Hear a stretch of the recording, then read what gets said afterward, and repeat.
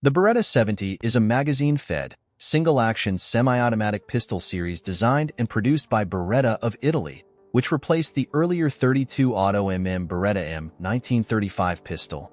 Some pistols in this series were also marketed as the Falcon, new Puma, new Sable, Jaguar, and Cougar, not to be confused with the later Beretta 8000, which was also marketed as Cougar.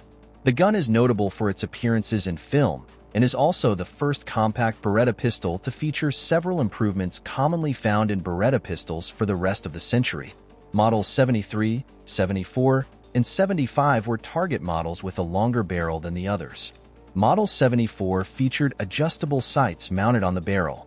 Models 73 and 74 are taller, full-sized frames, whereas the 75 retains the compact frame of the other models. The Model 75 was adopted by the Italian Air Force for inclusion in the military pilot's important kit. This version was also equipped with a silencer.